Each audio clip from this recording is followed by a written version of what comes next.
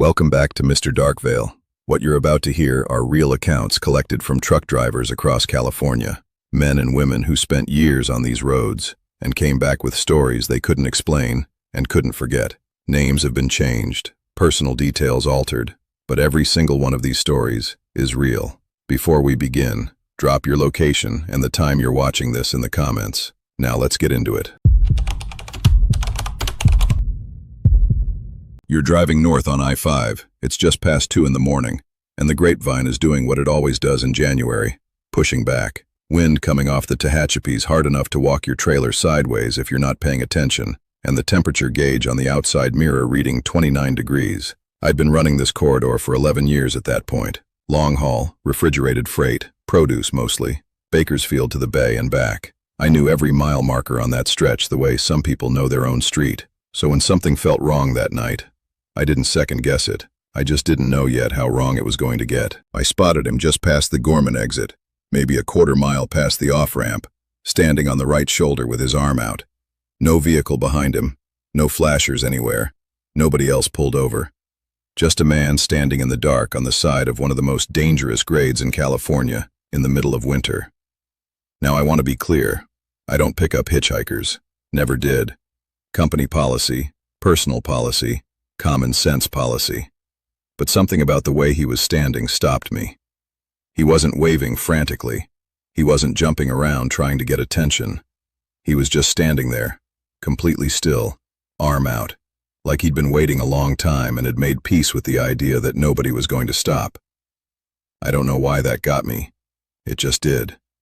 I pulled over about 200 feet past him and watched in my mirror as he walked toward the truck.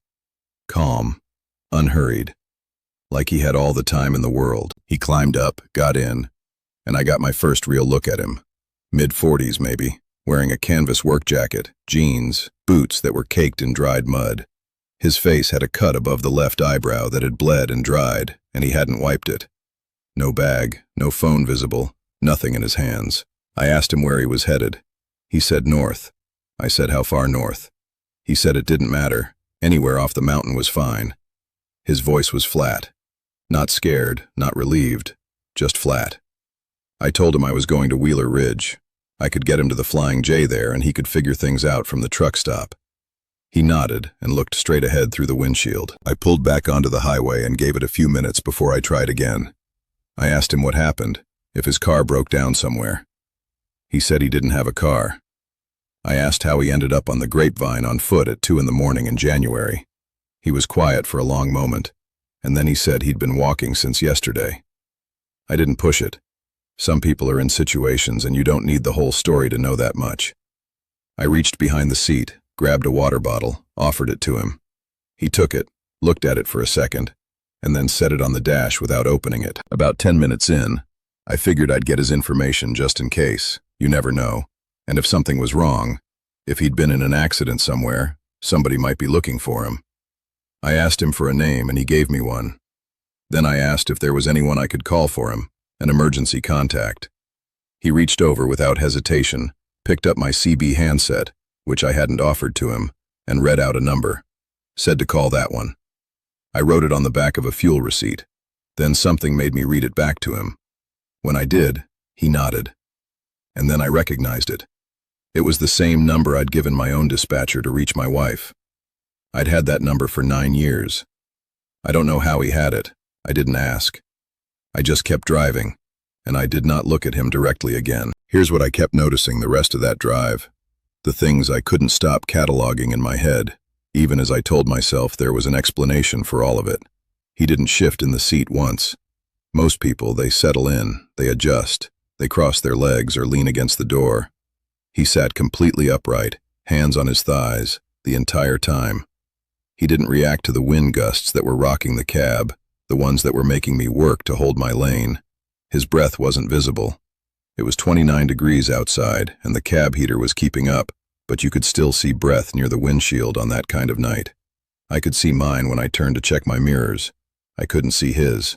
And here's the thing that I have sat with for years and never been able to explain away. At some point on that grade, we passed a CHP unit parked on the shoulder running radar. The officer had his window down. As we passed, He looked up at the cab. I saw him make eye contact with me, and then his gaze moved to the passenger seat, and he looked back down at his equipment immediately, the way you do when you see something you don't want to have seen. We got to Wheeler Ridge and I pulled into the Flying J. I told him we were there. He nodded, said thank you, and I told him I needed to fuel up and that he could wait inside. It was warm. They had food. I parked at the pumps and got out. I was on the driver's side, going around the back of the cab to start fueling, and I looked up to watch him walk toward the building. He wasn't there.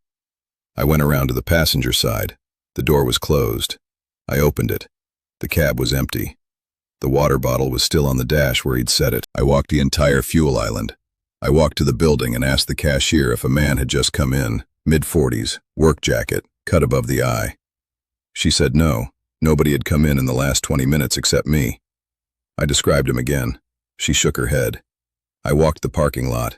I sat in my cab for 45 minutes before I could make myself get back on the highway. 3 days later, I was back home in Bakersfield, and I was telling my brother-in-law what happened, just to say it out loud to somebody, and he pulled out his phone and started looking things up. He was on the California Highway Patrol incident log, the public one, going back through that week. He found it in about 4 minutes. A man matching the description I gave, the jacket, the boots, the approximate age, had been found on the Grapevine, on the southbound shoulder, just below the summit. He had died from exposure. The reported time of death, based on the examiner's estimate, was sometime in the late evening or early morning hours of the night I was driving that route. The night I picked him up. I still have the fuel receipt. The number is still on the back of it in my handwriting. I've never dialed it. I don't know what I'd expect to happen if I did. I don't know what I'd say. Some things you carry, and you don't try to resolve them. You just get back in the truck and you drive, because the alternative is sitting still with it, and that's worse. But I will tell you this. I have not stopped on the Grapevine since. Not for anyone standing on that shoulder in the dark. Not for anything. And I think about that CHP officer sometimes. The way he looked up, made eye contact with me, then moved his eyes to the passenger seat and immediately looked away. Whatever he saw or didn't see in that seat, he never got out of his car. He never pulled me over. He just looked away and let me keep driving. I think about that a lot. I've been doing local delivery in the Central Valley for going on 16 years now. Stockton mostly. Sometimes I'll run out to Tracy or Manteca, sometimes down toward Modesto, but Stockton is my city, my roots, my roads. I know which traffic lights run long. I know which loading docks have broken latches. I know which neighborhoods you don't idle in after 9. When you spend that many years driving the same streets in the dark, you stop being surprised by things. You develop a kind of immunity to the strangeness of a city at night. I thought I had anyway. Until the Thursday in November when everything I thought I knew about those streets stopped being enough. It was a late run, which wasn't unusual. We had a contracted route with a restaurant supply company, and Thursday nights meant hitting 6 stops between 10 p.m. and 4 a.m. Produce, dry goods, some refrigerated items.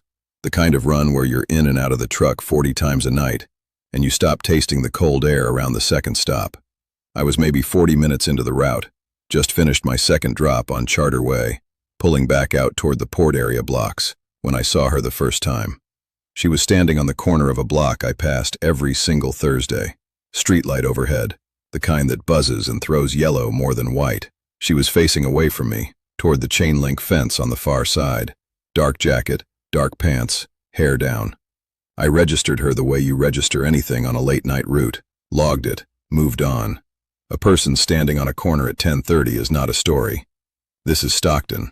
People stand on corners. I made my third drop, which took me about 12 minutes. Loading dock behind a restaurant supply building near the port access road. The kind of spot where the dock light is always half out, and the manager leaves the paperwork in a lockbox because he stopped waiting up years ago. I got my signature from the lockbox sheet, pulled the dock door down, got back in the truck, headed back out toward the main road to position for stop 4. And there she was again. Same woman. Same jacket, same hair, same posture facing away from me. Different corner. I slowed down without meaning to, just my foot coming off the accelerator on its own. Because the thing my brain was doing was the math. The math didn't work. The block I'd seen her on the first time was a straight shot west, and this corner was north of there, and there was no way to walk between those 2 points in 12 minutes without running. And she wasn't breathing hard. She wasn't moving at all. She was just standing there under another buzzing yellow light like she'd been there for hours. I told myself what you tell yourself. Different woman. Similar jacket. You're tired. You're on your 9th hour. The lights out here play tricks. I kept driving. Now here is where I want to ask you something directly, because I've told this story before and people always ask why I didn't stop, why I didn't say something to her, and I want you to sit with this for a second before you answer. What would you have done? It's 11 p.m. in an industrial block in Stockton. A woman you don't know is standing alone on a dark corner facing away from you. You're a delivery driver, alone, on a schedule. What's the move? Because there is no good move. You stop. You're the strange man in the truck who stopped to talk to a woman alone at night. You don't stop. You're the person who didn't check on someone who might have needed help. There is no version of that situation where you feel right about what you do. So I kept driving, and I kept telling myself it was 2 different women. 4th stop, 5th stop. I was efficient. I was moving. I was trying to stay in the rhythm of the route and not in my own head. Stop 5 was a longer one, a bigger order. Took me close to 20 minutes to unload and get confirmation. By the time I was back in the cab, it was closer to midnight. I had one more stop before my break, a spot near the Port of Stockton access road that I always saved for last on that half because the dock manager there was insomniac and actually liked company and sometimes had coffee waiting. I was looking forward to it. I needed to be around a normal person doing a normal thing. I came around the corner onto the access road. She was in the middle of the street, not on the sidewalk, not on a corner, not in my peripheral. In the middle of the road, directly in my path, maybe 60 feet ahead. I hit the brakes hard enough to feel the load shift behind me. The truck stopped. She was standing maybe 20 feet in front of my headlights now, and for the first time I could see her from the front. She was looking directly at me, not at the truck, not at the headlights, at me, through the windshield, through the light, directly at my face, like she could see past all of it. And she was just looking at me specifically. I sat there, engine running, foot on the brake, hazards going because my hand hit the switch automatically. I don't know how long I sat there. It felt like a long time. She didn't move. She didn't raise her hands or signal anything. She just stood there with that direct, patient look. And then, slowly, so slowly it almost didn't register as movement at first, she smiled. Not a warm smile, not a threatening one either.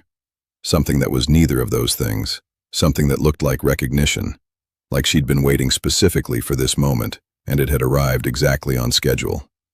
And then she stepped to the side of the road and stood on the shoulder and watched me pass. I drove past her. I looked in my side mirror. She was watching the back of my truck. I watched her get smaller as I pulled away, and she never moved from that spot on the shoulder.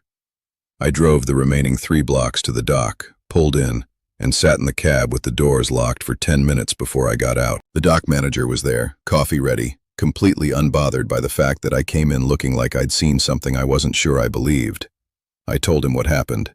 He listened, poured me a coffee, and then said something that I've turned over in my mind probably 1,000 times since. He said, "How many times did you see her?" I told him 3. He nodded like that number meant something. I asked him what he meant by that. He said, "People who work this area at night, they see her twice and they write it off. 3 times means she picked you." I asked him what that meant. He shrugged and said he didn't know. He just knew that's how it worked, and he changed the subject and we didn't talk about it again. I finished my route. I drove home. I sat in my driveway for a while. I went inside, and I didn't tell my wife because I didn't have the words for it yet. And honestly, I still don't. Not really. The next morning, I called my dispatcher to report the incident.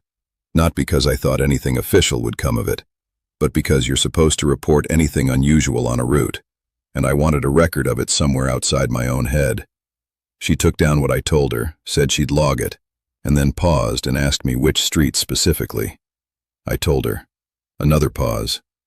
Then she told me that our company had run that route for 4 years, and that the previous driver, the one who had the Thursday night Stockton run before me, had put in a similar report about 1.5 years ago. He'd described a woman, multiple sightings in one night, the middle of the road. She said she'd logged it at the time and nothing came of it, and then he quit the following week. No notice, no reason given. Just quit. She'd handed the route to me and apparently hadn't thought to mention this. I want to be careful about what I say next because I'm not a superstitious person, and I don't like stories that jump to conclusions. So let me just tell you what I found, and let you do what you want with it. I went looking. I went through the local Stockton record archives online. I talked to a retired city traffic officer I know through my brother, and I did what any person does at 2 in the morning when they can't sleep and they need an answer. I fell down every rabbit hole I could find. What I found was this. About 3 weeks before that Thursday night, a woman had been struck by a vehicle on Charter Way, the block where I first saw her.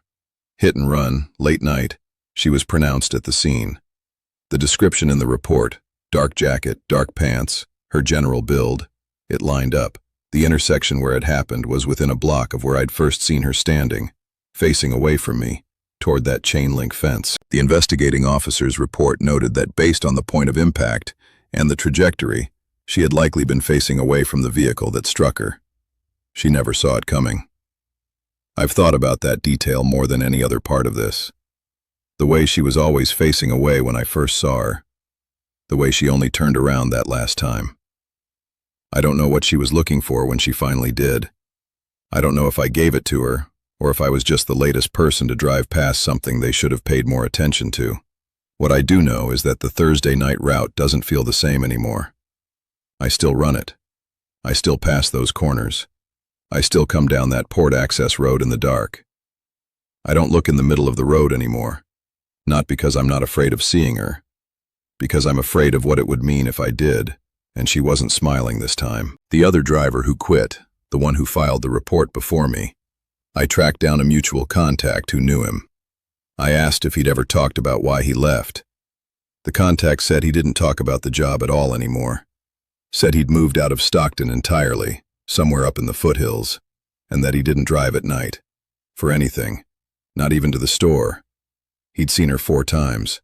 I don't know what happens at 4. I'm not sure I want to find out. And if you're someone who drives late nights in the Central Valley, on those dark industrial blocks where the streetlights buzz yellow and the docks are empty and there's nobody around for blocks in any direction, pay attention to what's standing on the corners. Pay attention to whether it's looking at you. And if you see the same person somewhere they shouldn't be able to be, somewhere the math doesn't allow for, don't wait for the 3rd time, because apparently 3 times means she picked you. And I have no idea what getting picked means in the long run. I'm still waiting to find out. I want you to think about the smallest space you've ever tried to sleep in. A tent maybe, or a pull-out couch in a room that wasn't yours, or the backseat of a car on a road trip when you were a kid. Now I want you to make it smaller. A box, essentially. A mattress, a curtain, walls close enough on both sides that you can feel them without fully extending your arms. That's a sleeper cab. That's where I lived 4 nights out of 7 for 9 years. And I want you to understand that before I tell you what happened in Buttonwillow. Because the space matters. The size of it matters. When you spend enough nights in a space that small, you learn it the way you learn your own body. You know every sound it makes, every vibration, every way the air moves inside it when the vent is cracked versus sealed. You know the difference between the truck settling on its suspension and the truck being disturbed by something outside. You know what the silence in that cab sounds like when you are the only living thing inside it. I knew all of that. 9 years of knowing it, which is exactly why what happened that night was not something I could explain away. I tried. I tried for a long time. I'm still trying, if I'm being honest. But let me take you there first, because the details matter, and I don't want to rush past them. It was a Wednesday in late October. I'd come down from Fresno on I-5, running a partial load, owner-operator, so my schedule had some flexibility, and I'd made the call around 9 p.m. to park at Buttonwillow for the night, rather than push through to Bakersfield tired. Anyone who runs the I-5 corridor knows Buttonwillow. It's one of those truck stop towns that exist entirely because the highway exists. A Love's and a McDonald's, and a cluster of fuel pumps sitting in the flat black middle of the San Joaquin Valley, with nothing in any direction for as far as the dark lets you see. It's not a place you go to. It's a place you stop at because your body says, enough. I pulled in around 9:15, fueled up, grabbed food, came back to the truck. I went through my end-of-day routine, The same routine I'd done 1,000 times. Check the load, check the tires, lock the cab doors, both of them, driver and passenger. I always checked both because I was alone and had been alone on the road long enough to be methodical about it. I climbed back into the sleeper, pulled the curtain that separates the cab from the sleeping area, and I was down by 10. The valley does that to you. The flat dark and the quiet, and the hum of other trucks idling nearby. It's almost like white noise after a while. I was asleep fast. I woke up at what I later confirmed was 12:47 in the morning. Not gradually, not drifting up through half sleep. Immediately and completely awake. The way your body pulls you out of sleep when something has changed in your environment, and your brain registers it before your conscious mind does. I lay still, and I took inventory the way I always did when something woke me on the road. Engine off, yes. Trucks idling nearby, yes, normal. Wind, slight. Nothing that would rock the cab. Temperature, fine. And then I felt it. Weight. On the mattress. Behind me. Not a shift in the truck's suspension, not the cab rocking from a passing vehicle on the highway, not my own body redistributing in sleep. Weight. On the mattress. Specific, localized, maybe 2 feet behind where I was lying. Like something had sat down quietly on the edge of the bed and was just there, just present, in the dark behind me. Now I need to ask you something, and I want you to really think about it before you keep listening. If you woke up in a locked room and felt the mattress depressed behind you, what would you do? Because your instinct says turn around, your instinct says look, but there is another part of your brain, a part that is older and quieter and much smarter about survival, and that part said something different to me in that moment. It said, be still. It said, do not let whatever is behind you know that you are awake. And I listened to that part. I don't know why I listened to it so completely, but I did. I went still. I controlled my breathing. I lay there with my eyes open in the dark, and I listened. And it breathed. That's the part I can barely say out loud even now. Not because I've convinced myself it wasn't real, but because I haven't. It breathed. Slow, even, almost patient breathing. Just behind me in that small, dark space. Not labored, not panicked, nothing that sounded distressed. Just breathing, steady and quiet, and close enough that I could feel, or believed I could feel, the faint displacement of air near the back of my neck. I lay there and I counted breaths because I needed something to do with my mind that wasn't screaming. I counted to 100, then I started again. I got to 200 and something and lost count and started again. At some point I became aware that I was also tracking whether the sound moved, whether whatever was behind me was shifting or getting closer. And it wasn't. It was just there, settled, still, breathing. I want to tell you I did something. I want to tell you I turned over or reached for my phone or called out or grabbed for something I could use. I didn't do any of it. I lay there for what my phone later told me was 2 hours and 11 minutes, from the moment I woke to the moment the breathing stopped. And I did not move. I've been asked since if I was paralyzed with fear, and I've thought about that question carefully, and I don't think that's exactly right. It was more like a negotiation. I had decided, in whatever wordless way you decide things at 1 in the morning in a locked sleeper cab in the middle of the California Valley, that the arrangement we had, me still, it still, neither of us acknowledging the other, was the best available arrangement. That moving would end that arrangement, and I did not want to find out what came after it ended. The breathing stopped somewhere around 3 in the morning. It didn't fade. It didn't slow down. It just stopped, the way a sound stops when the source of it is no longer there. The weight was gone from the mattress. I lay there for another 20 minutes before I moved, and when I did, I turned over so fast I hit the wall of the cab with my shoulder hard enough to bruise. There was nothing there. Curtain closed, space empty. Everything exactly as it had been when I'd gone to sleep. My phone said 3:14 a.m. The cab was locked. I checked the door from inside. Still locked, the little knob still down on both sides. I turned on every light in the cab and sat there until it was light outside. I didn't sleep. In the morning I did what you do when you've survived something and you're not sure yet if you survived something or just had a very specific kind of bad night. I got out of the truck. I walked around it. I got coffee from inside. I came back and I climbed in and I started doing the morning check, the walkthrough of the cab and the load that you do before you pull out. And that's when I found it. The curtain between the cab and the sleeper is held in place by a series of small clips along a track at the top and the sides. And then at the bottom, there are two anchor clips that keep the curtain pulled flat against the back wall of the cab when the sleeper is in use. I always clipped them. Always. It was part of the routine. Both bottom clips were unclipped. The curtain was hanging free at the bottom, swaying slightly from me moving through the cab. And I stood there, and I thought about how I could have unclipped those in my sleep. How maybe I'd done it at some point and not remembered. How there was a version of this that was me sleepwalking through a partial routine and leaving things undone. I almost convinced myself. I was working very hard on convincing myself. Then I looked at the back wall of the sleeper. The rear interior wall of a sleeper cab is fiberglass paneling, smooth, the color of old cream. I had a few things stuck to mine, a printed photo, a route map I'd taped up, some paperwork in a mesh pocket. I looked at the wall the way you look at something when you're not sure you're seeing what you think you're seeing. And then I leaned in closer to be sure. Scratched into the fiberglass, lightly but deliberately, were 8 digits. Scratched with something narrow and sharp, not deep enough to gouge but clear enough to read. A date. Month, day, year.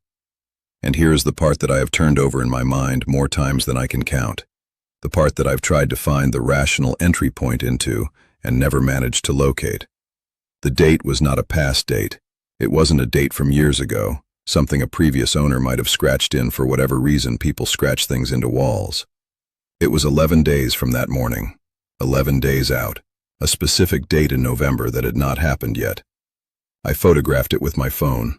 I've still got that photo.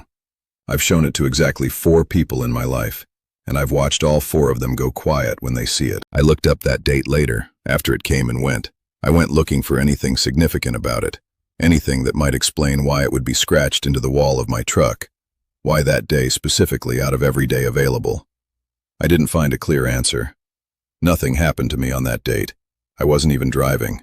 I had taken the days off because after Buttonwillow, I needed some time that wasn't spent alone in a cab, and I gave myself that.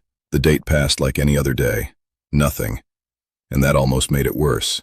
Because if something had happened, if the date had meant something concrete and explainable, there would be a story with a shape to it. Instead, I just have a date scratched into my wall by something that was in my locked cab, while I lay still and counted its breaths. I have a date that came and went and meant nothing I could identify. I have 2 unclipped curtain anchors that I did not unclip. I had the fiberglass panel replaced at a shop in Bakersfield the following week. I told the guy it had some scratches I wanted taken care of. He replaced the panel, didn't ask questions. That wall is smooth now. New panel, clean surface, nothing written on it. But here is the thing about replacing the panel. Here is the thing I didn't fully think through until it was done, and I was driving again. The scratch is gone. The evidence is gone. There is nothing in that cab now that proves any of this happened, except a photograph on my phone, and the specific way I feel every single night before I pull that curtain closed. The way I clip both anchors, and then sit there and listen to the silence for just a moment before I let myself lie down, listening for breathing that isn't mine. It's been 3 years since Buttonwillow. I still run the I-5 corridor, still park at truck stops in the valley, still sleep in that cab more nights than not. I haven't heard it again. I don't know if that means it's gone, or if it means I am being patient in a way I don't fully understand, waiting for something I scratched a date for and hasn't found its moment yet. I keep the photo on my phone. I don't know why. Maybe because deleting it feels like deciding it didn't happen, and I can't make myself do that. Maybe because some part of me thinks that whatever was in that cab with me deserves to be remembered, even if I don't know what it was, or what it wanted, or why it picked my truck in the flat, dark middle of the San Joaquin Valley on a Wednesday night in October. All I know is that it knew where I slept, it knew how to get in, and it knew how to leave without me ever seeing it go. My father drove trucks for 31 years. Highway 99 mostly. The Central Valley corridor from Bakersfield up through Fresno, Madera, Merced, Modesto, sometimes all the way to Sacramento and back down again. He knew that highway the way a surgeon knows a particular procedure, not just the mechanics of it, but the texture of it, the way it behaved in different light and different weather, the places where it got strange at night, and the places where it was just road. He retired in 2004. Moved into a smaller house in Tulare, and spent the next 18 years being a grandfather and watching baseball and not talking about the years on the road. Not ever, really. Not in any way that went beneath the surface. He'd tell you funny stories, inconvenient stories, the time a load shifted, and he had to spend 4 hours on the shoulder near Selma waiting for a crew. The professional anecdotes, the ones with clean edges. He never told me the other one. Not until 3 months before he died. I'm going to tell you what he told me, and I want to be upfront about something first. What you're about to hear is not my story. I wasn't there. I can't verify the details from personal experience the way I could if I'd lived it myself. What I can tell you is that my father was not a dramatic man. He was not a storyteller in the embellishing sense. He was precise, and he was careful with words, and in 74 years, I never once caught him exaggerating anything for effect. When he sat me down in his kitchen in Tulare, in January of what turned out to be his last winter, and told me he needed to say something he'd been carrying for a long time, I believed every word before he finished the first sentence. Not because I'm his son, and sons believe their fathers, because of the way he looked when he said it. Like a man setting down something that had been cutting into his hands for decades, and he was finally ready to look at the damage. He started by telling me about the load. And this is where I need to ask you to stay with me, because this part matters, and he made me promise I wouldn't skip it. In 1987, he was running a route he wasn't supposed to be running, carrying a load he hadn't declared correctly at the way station south of Fresno. Nothing catastrophic, he was careful to say that, nothing that would have put anyone in danger. But it was weight he'd shaved off the manifest to avoid the fees, a practice that was common enough at the time that he didn't lose sleep over it then. He was 39 years old, he had a family, the margins on owner-operator work were thin, and everybody bent the rules somewhere. That's what he told himself. He told himself that for 36 years. He was running northbound on Highway 99, somewhere between Fresno and the Kerman turnoff, late at night. He didn't remember the exact date, but he remembered it was spring because the smell coming off the fields was that particular green smell that the valley gets in March and April, when everything is growing and the irrigation is running. He remembered that smell specifically because it was the last normal thing he noticed before he saw the van.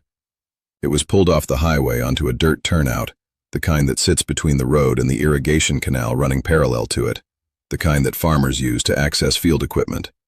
There were a lot of those turnouts along that stretch, and most of the time there was nothing in them. This one had a van. Dark-colored, he thought blue or green but couldn't be sure in the dark. Panel van, no rear windows. And a man standing at the open rear doors. He almost didn't slow down. A van on a turnout at night on Highway 99 is not unusual. But something made him ease off the accelerator. Some instinct that he couldn't name then, and couldn't name when he told me the story either. Just a physical response. His foot coming off the gas the way my foot had come off the gas when I was driving, and something felt wrong before my brain had words for it. He was moving slower as he passed, and in the few seconds he had, he saw what the man was doing. He was loading something into the back of the van, something large, wrapped in canvas, the kind of heavy canvas tarps that farm operations use. He was loading it with effort, the body language of someone managing significant weight, and he was doing it alone. And he was doing it at what my father estimated was close to 2 in the morning, on a highway turnout next to an irrigation canal in the middle of nowhere. My father drove past. He did not stop. He did not call it in on the CB. He told himself what people tell themselves when they see something that makes them uncomfortable, and they have a reason not to get involved. He told himself there were explanations. Farm equipment, supply runs, irrigation maintenance. He told himself these things, and he kept driving. And he made his delivery, and he went home, and he did not file a report, because filing a report meant explaining why he was on that stretch of 99 at that time, with that load declared the way it was declared, and he wasn't willing to do that. Now here is the thing he said next, and this is the part that made me put down my coffee cup and not pick it up again. He said he thought about it. In the weeks after, he thought about it enough to pay attention. He started watching the local news differently. He started reading the Fresno Bee more carefully. He was looking for something without letting himself fully admit he was looking for something, because admitting it would mean admitting what he thought he might have seen, and he wasn't ready for that. He didn't find anything. Not then. A few months passed, then a year, and he told himself the absence of news was the answer, that if something terrible had happened, there would have been a story, and the lack of a story meant his instincts that night had been wrong. He went back to not thinking about it. He got better at not thinking about it. He got so good at it that there were years, he said, whole years, where the turnout near Kerman didn't cross his mind at all. Then in 1994, he was watching the evening news, and there was a segment, not a breaking story, more of a retrospective, the kind of piece local news runs when a case has gone cold, and there's been a development or an anniversary. It was about a series of disappearances in the San Joaquin Valley, women mostly, spanning from the mid-'80s into the early '90s. The segment mentioned specific areas where activity was believed to have been concentrated. One of those areas was the Highway 99 corridor between Fresno and the Kerman turnoff. He turned off the television. He sat in the dark for a while. Then he went to bed, and he didn't sleep. And in the morning he didn't tell my mother what he'd seen.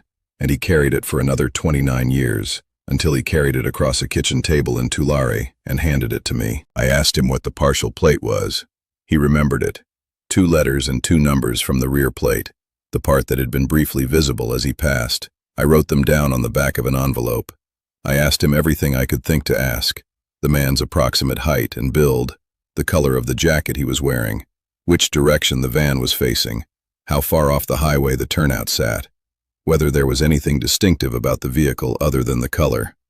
He answered every question without hesitating.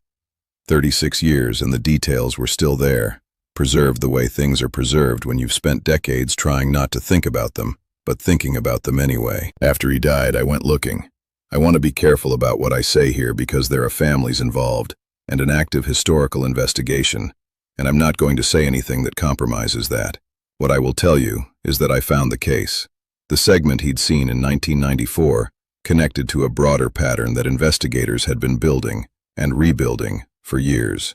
I found documentation through public records and archived reporting that a vehicle matching the description, the make, the color range, the panel van configuration, had been noted in connection with at least one documented incident in that geographic corridor during the period my father was describing. The partial plate he remembered.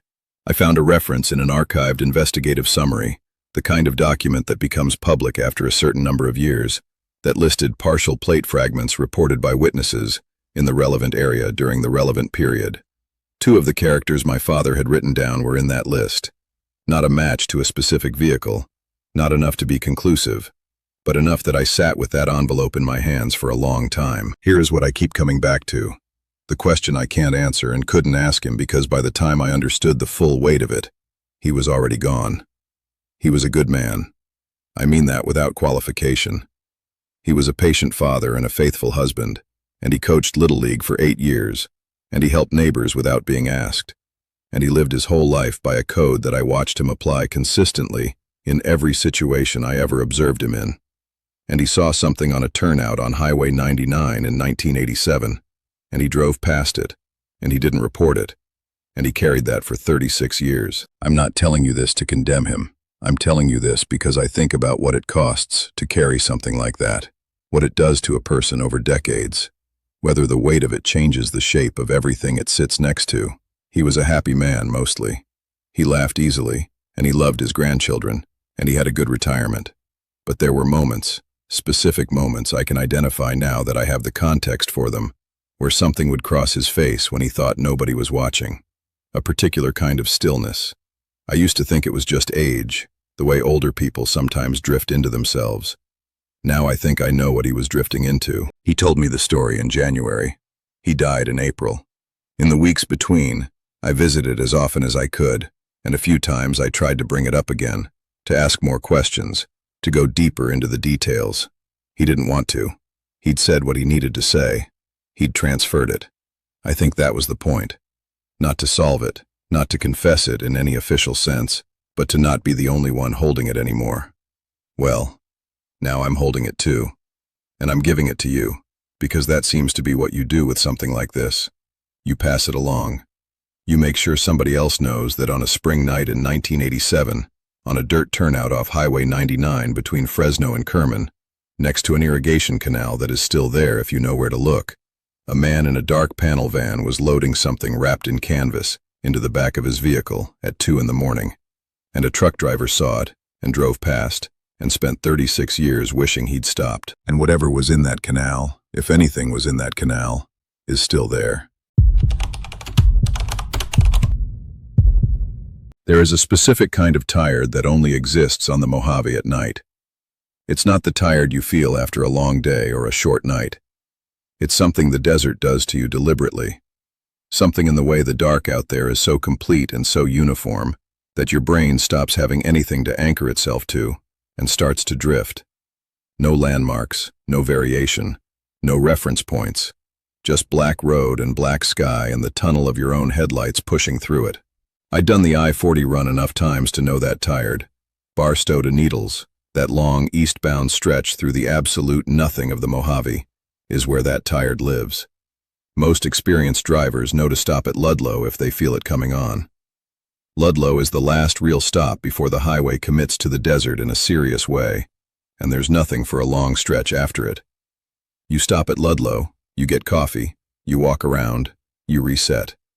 I knew that. I'd done it a dozen times. That night I didn't stop. I told myself I was fine, which is the thing you always tell yourself right before you find out you're not. I want to be upfront about something before I go any further, because I think it matters for what I'm about to tell you. I have never been a person who sees things. I don't have a history of sleep disorders or hallucinations or any of the medical explanations that I reached for immediately and systematically when I tried to process this afterward. I was 44 years old. I'd been driving long haul for 16 years. I was not on any medication. I had not been drinking. I was a functioning adult with a boring medical history and a practical mind. And I am telling you that what I saw in those mirrors on I-40 between Barstow and Ludlow on a Tuesday night in October was not something I have ever been able to explain to my own satisfaction. I've tried. I'm still trying. But I'm getting ahead of myself. It started with the mirrors. Not what was in them, not yet. Just the mirrors themselves. Around the 40th mile past Barstow, I became aware that I was checking my mirrors more than usual. Not the functional checks you do automatically, the lane change glances and the periodic sweeps that become muscle memory after enough years behind the wheel. Something more compulsive than that. Something that felt less like a habit and more like a response, like my eyes were being pulled to the mirrors rather than moving to them on their own. I noticed it, and I filed it under tired brain behavior, and I kept driving. The first time I saw it, I genuinely did not process it as anything other than a visual artifact. A shape in the passenger seat mirror, the one on the right side of the cab, a dark mass in roughly the area where a passenger's head and shoulders would be. I looked directly at the passenger seat. Empty. Looked back at the mirror. The shape was there. I did this 3 times in about 30 seconds. Direct look to the seat, back to the mirror, and every time the same result. Nothing in the seat, something in the mirror. Now let me ask you this, and I want you to really sit with this question before you move on. What is the rational thing to do when you see something in your mirror that isn't there when you look directly? The rational answer is that your brain is misfiring, that the combination of low light and fatigue and the uniform dark of the Mojave is producing a perceptual error, and that you should pull over and rest. That is the rational answer. Here is what your body does instead, or what my body did, which is that it went very still and very alert, in a way that is the opposite of fatigue, the kind of alertness that is indistinguishable from fear, and it kept driving, because some part of me had already decided that pulling over on I-40 in the dark with that shape in my mirror was not a better option than keeping the truck moving. I started cataloging rational explanations in real time. This is something I do. It's how my mind works under pressure. I make lists. Pareidolia, the brain's tendency to find shapes and faces in random visual information. The way the cab lighting, the instrument glow, and the ambient light from the dash creates shadows that move when the truck moves. Hypnagogic hallucinations, the visual artifacts that occur in the borderland between wakefulness and sleep, which can happen even when you feel fully awake. I knew about all of these things. I ran through all of them, and none of them fully accounted for what I was seeing, because what I was seeing was not static. It was not a fixed shadow artifact. It moved in a way that was consistent with a seated figure. The subtle shifts of weight and position that a person makes when they are sitting still, but still breathing, still alive in the small physical sense of the word. And it was looking at me, not at the road, not forward through the windshield. The orientation of it, the angle of what would have been the head if it was a head, was turned slightly toward the driver's side, toward me. I could not see a face. I could not see features. I could see the shape of a thing sitting in my passenger seat that was not there when I looked at it directly, and was there every time I looked at the mirror. And whatever it was facing me. I pushed the truck to 75. I don't know what I thought that would accomplish. I turned on the cab interior light, the overhead, figuring that flooding the space with light would eliminate the shadow artifact theory, or confirm it. The shape was still in the mirror. The passenger seat, in the direct light, was empty. A jacket I'd thrown over the back of it, a coffee cup in the holder, my bag on the floor. Nothing else. I turned the overhead off because having it on felt worse somehow. Felt like I was illuminating something I wasn't prepared to see clearly. This went on for somewhere between 20 and 30 minutes. I know that sounds like a long time, and I want you to understand that it felt both much longer and much shorter than that. The way time behaves when you are frightened and focused, and your brain is running too fast to track it accurately. For 20 to 30 minutes, I drove eastbound on I-40 through the Mojave with a shape in my passenger mirror that turned to face me every time I looked at it. And I did not stop. And I did not look away for long. And I talked to myself out loud the entire time, because the sound of my own voice was the only thing that felt real. I want to tell you about the one moment when I almost looked directly at the mirror and the seat at the same time, using the rear view instead of the side mirror so the angles would be different. I set it up. I adjusted the rear view. I positioned it so that I could see both the reflected passenger area and the actual seat in the same glance. I held that position for about 3 seconds, and then I moved the mirror back to where it belonged, because what I saw in those 3 seconds was enough to make my hands go cold on the wheel, and I have not described that part to anyone, and I'm not going to describe it now. Some things you keep, because putting them into words makes them more real than you're prepared for them to be. The lights of Ludlow came up maybe 10 minutes after that. I took the exit without deciding to take it, just found myself on the off-ramp, and I pulled into the Ludlow Cafe lot and put the truck in park and sat there with the engine running and every light in the cab on for I don't know how long. 5 minutes maybe. 10. Long enough that my hands stopped being cold and my breathing evened out, and I started to feel the particular embarrassment of a practical middle-aged man who has just been genuinely terrified by something he cannot explain. I got out. I needed to be outside, needed the open air and the specific realness of gravel under boots and cold wind off the desert. I walked around the truck the way you do when you're checking tires and load, not because I needed to check anything, but because I needed the routine of it. And that's when the other driver spoke to me. He was parked 2 spots down, a heavy-set man in a Carhartt jacket, leaning against the front of his cab, eating something out of a paper bag. He'd been watching me, I think, since I pulled in. He looked at me the way truckers look at each other when something is being communicated without being said. That shorthand that develops between people who spend enough time alone on the same roads. He said, and I am going to give you his exact words because I have not forgotten them and don't expect to. He said, "You got someone riding with you?" I told him I was alone. He nodded slowly, the nod of someone who has been given an answer they expected, but didn't particularly want. I asked him why he was asking. He said he'd seen a silhouette in my passenger seat when I pulled in. He'd thought I had a co-driver. He was going to ask if we wanted to convoy the Needle stretch, because he didn't love that run alone at night. I asked him to describe what he saw. He described the shape, the position, the fact that it appeared to be turned slightly toward the driver's side. Then he shrugged, finished whatever he was eating, said, "Well, that's a thing," and walked back to his cab. He said it like it was an inconvenience. Like seeing a shape in someone else's truck that didn't correspond to a person was mildly interesting at most.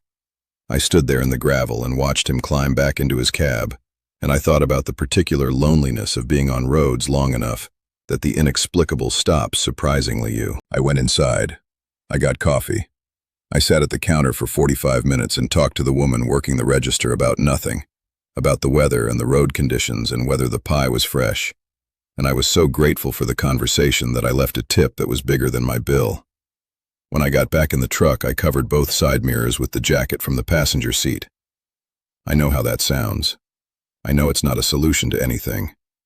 But I drove the remaining stretch to Needles with those mirrors covered, and I kept the radio on loud, and I did not look at anything I didn't have to look at.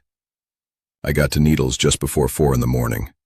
I parked at the first lot I found, and I slept for 3 hours in the cab with the overhead light on, which I had not done since I was a new driver, and the dark still scared me. In the days after, I went through my rational explanations list again, more carefully this time, with the distance of a few nights of normal sleep. Sleep deprivation hallucination remained the most defensible explanation, and I held on to it for a while. But I keep coming back to the other driver. He was not tired in the way I was tired. He had not been alone in the dark for 40 miles when he looked at my truck. He was standing outside, in the open air, fully alert, eating his dinner. And he saw the same shape I saw, in the same position, facing the same direction. You can explain away what one tired person sees in their own mirrors on the Mojave at midnight. It gets harder when a second person sees it from the outside. It gets harder when that second person describes it the same way without knowing what you saw first. It gets harder when you think about the fact that the Mojave doesn't particularly care what you can explain and what you can't. The desert has been out there longer than any story you can tell about it, and it has its own ideas about what rides through it at night and what doesn't, and those ideas don't require your belief to operate. I still run I-40. I still pass through the Mojave on the night stretch when the schedule calls for it. I stop at Ludlow now, every time without exception. I get out of the truck, and I walk around, and I look in the passenger window before I get back in. I haven't seen the shape again. But I check. Every time, I check. Because the thing about seeing something in your mirror that's only there in the reflection is that you never fully stop wondering whether it's gone or whether it's just learned to stay still when you look. And if you've ever driven that stretch of I-40 east of Barstow alone at night, through the Siberia rest area and out into the long, dark nothing before Ludlow, I want you to do something for me. Next time you're out there, in that specific dark, just glance at your passenger mirror, just once, and then tell me in the comments what you see, because I've talked to enough drivers who've done that run to know that I am not the only one who has stopped checking my mirrors for what's behind me and started checking them for what's sitting next to me. I'm just the only one who keeps talking about it. I have driven into places I shouldn't have been before, wrong turns on unfamiliar routes, GPS taking you down a road that made sense on a satellite map and makes no sense on the ground, dispatch sending you to an address that doesn't exist in the way addresses are supposed to exist. That happens in this job. You develop a tolerance for disorientation, a practical relationship with being lost that keeps you from panicking and gets you back to where you need to be.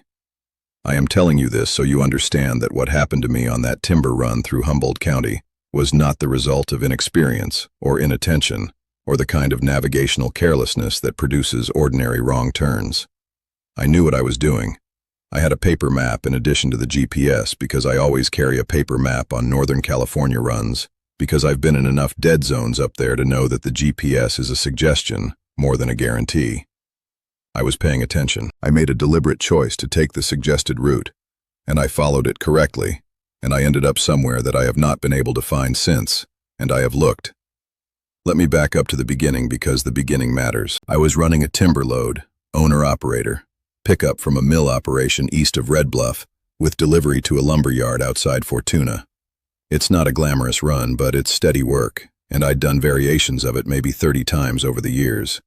The standard route takes you west on Highway 36 from Red Bluff, through the mountains, down through the Trinity-Humboldt corridor, eventually connecting to 101 and running north to Fortuna.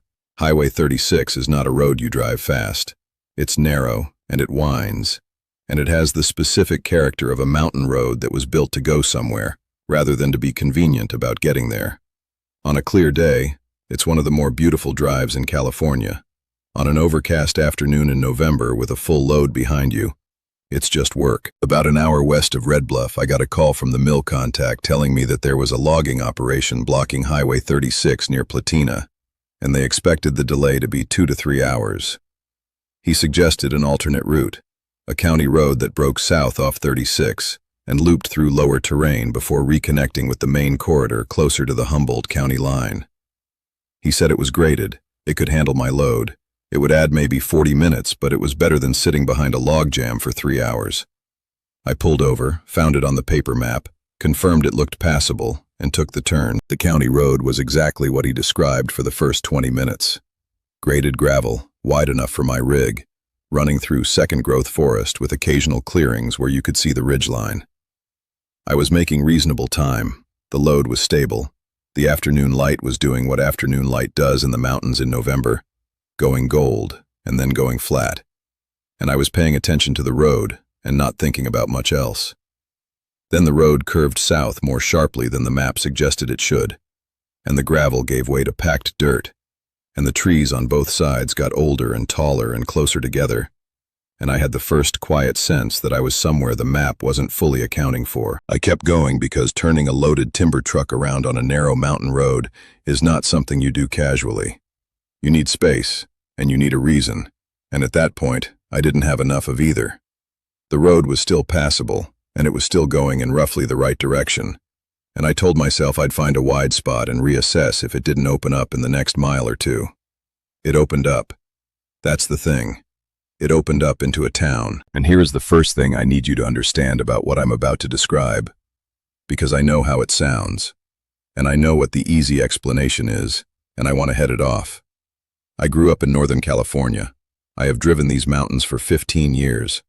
I know that there are unincorporated communities up here that don't show up on standard maps, old timber towns and ranch settlements that have their own internal logic and their own relationship with the outside world. I was not shocked to find a community on a back road in Humboldt County. What shocked me was the community itself. It was small, maybe 40 or 50 structures visible from the road as I came in.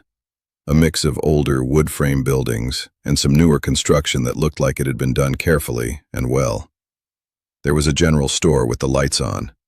There was what looked like a community hall, a large building set back from the road with vehicles parked in front of it.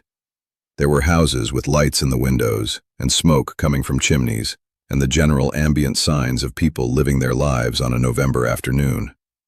The road I was on became, without any formal transition, the main street of this place, and it was wide enough for my rig and smooth enough that I wasn't worried about the load. I was going to drive straight through. That was the plan. Find the far end of town, pick up whatever road continued south, keep moving. But I was also running low enough on fuel that I wanted to top off if there was any option, because I wasn't sure how far I was from the next confirmed fuel stop. I saw the general store had 2 pumps out front, old ones, the kind that are more common in small mountain communities than the modern canopy setups you see on the highway. I pulled over. The man running the store came out before I had the door fully open. Not in a rushing way, not in a suspicious way, just came out like he'd been expecting someone to pull up and was ready to be helpful. He was older, maybe late 60s, wearing a canvas jacket not unlike the kind that half the men in rural Northern California wear. He asked if I needed fuel, and I said yes, and he started working the pump with the practiced ease of someone who does this regularly. I got out to stretch my legs, and he said, without me introducing myself or providing any context whatsoever, he said, "Long drive up from the valley." It wasn't a question. He said it the way you say something you already know, the conversational equivalent of confirming a fact rather than asking for one. I had not told him where I'd come from. I had not mentioned the valley or Red Bluff or anything about my origin point. I stood there for a moment and then I said yes, came up from Red Bluff. He nodded like that confirmed what he'd said rather than added to it. I asked him how he knew I'd come from the valley, and he smiled in a way that was pleasant and empty and said, "Oh, we see the valley dust on the rigs." Then he looked at the truck in a way that I realized after a moment was not focused on the truck at all. It was focused somewhere just past the truck, or through it. I paid for the fuel in cash because that's how I always paid at small rural stops.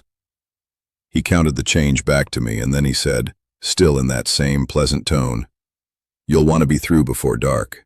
I asked him how far the road went before it connected back to the main corridor. He told me about 4 miles, then a left at the fork, and I'd be back on gravel heading toward the county line. I thanked him and got back in the truck. I pulled forward slowly, moving through the rest of the main street. And here is the thing that I processed in real time and have thought about many times since. Everyone I passed seemed to know I was there. Not in a watching the stranger way, not in the way that a small town sometimes stops and stares at an unfamiliar vehicle coming through. In a quieter way than that. People on the sidewalk in front of the community hall, a woman on the porch of one of the houses, A group of maybe 4 or 5 people standing near a truck in a side lot. They all glanced at me as I passed, and every one of them had the same quality of attention. Not curious, not suspicious, recognizing, like I was someone they expected and had been waiting on and were noting the arrival of. Like my coming through town was something they already knew about before I got there. I kept moving. I found the fork the man had described, took the left, hit gravel, and within 10 minutes I was back in the kind of terrain I recognized, and the road was widening, and I could see the shapes of the mountains in the way they look when you're getting close to the county line corridor. I made the rest of the run without incident, got to Fortuna, offloaded, got dinner, found a spot to park for the night, and I sat there and I thought about the town, and I thought about the man at the pump who knew I'd come from the valley, and I thought about the people on the street and their particular quality of attention, and I told myself there was an explanation for all of it, and I went to sleep. In the morning I tried to find it on the map. I had a detailed Humboldt County road map, the kind that includes county roads and fire roads, and the kinds of routes that don't show up on GPS. I traced the route I'd taken from the point where I turned off Highway 36. I found the county road. I followed it with my finger to where it should have curved south and where the town should have been. There was nothing marked there. No community, no settlement, no indication that anything existed at that location.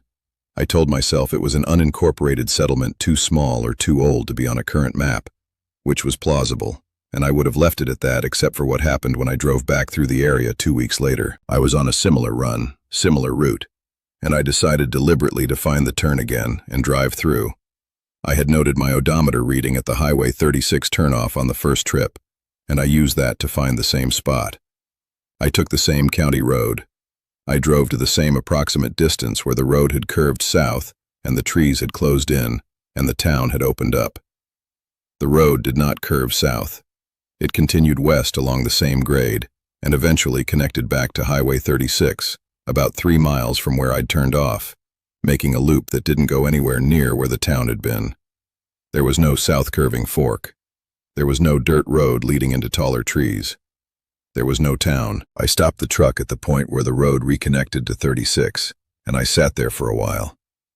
I got out and walked back along the road for maybe a quarter mile, looking at the tree line on the south side for any indication of a track, a gap, a road that might be overgrown or seasonal, or otherwise not obvious from a slow drive-through. I found nothing.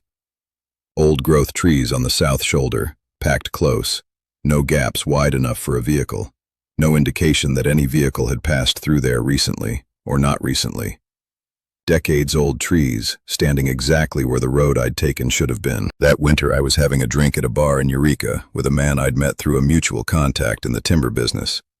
Someone who'd grown up in Humboldt County and knew the back roads the way people know things they were born into. I described the town without specifying why I was asking. I described the location as best I could. The general corridor off Highway 36, the rough distance from the turnoff, the character of the place. He listened without interrupting, and when I finished he was quiet for a moment. Then he drank what was left in his glass and he said, "Don't talk about that place."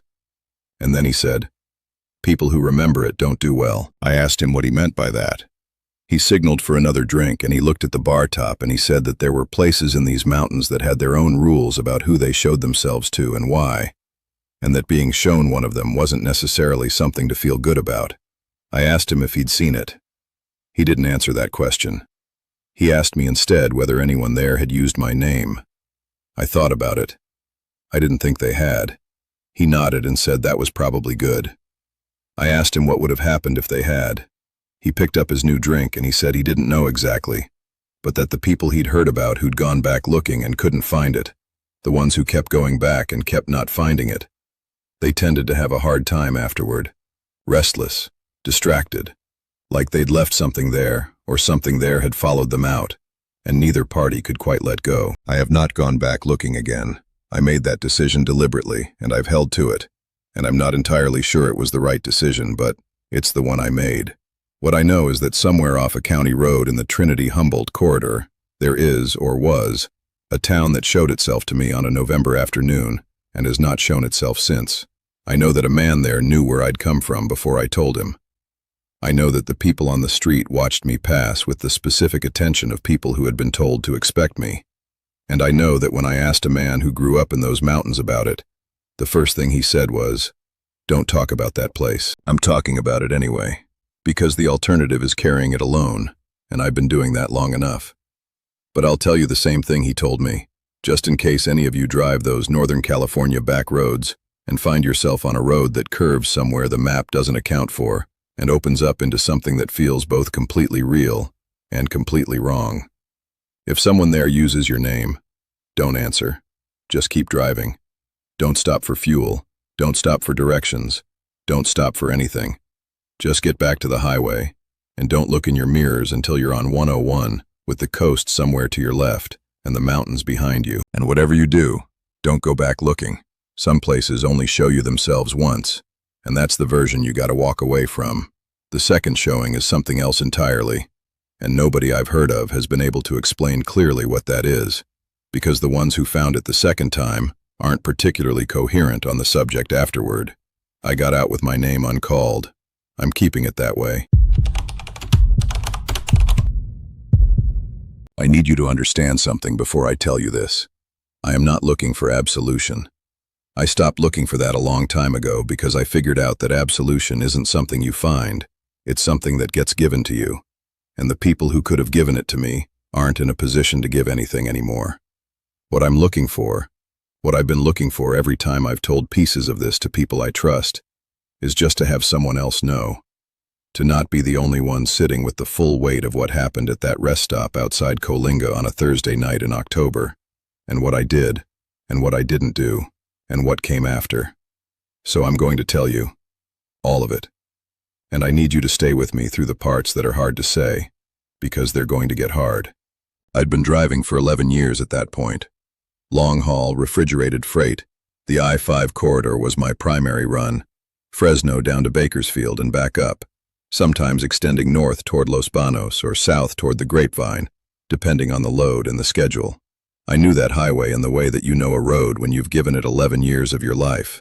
Every grade and every rest stop and every stretch where the wind comes off the valley floor sideways and tries to walk your trailer into the next lane.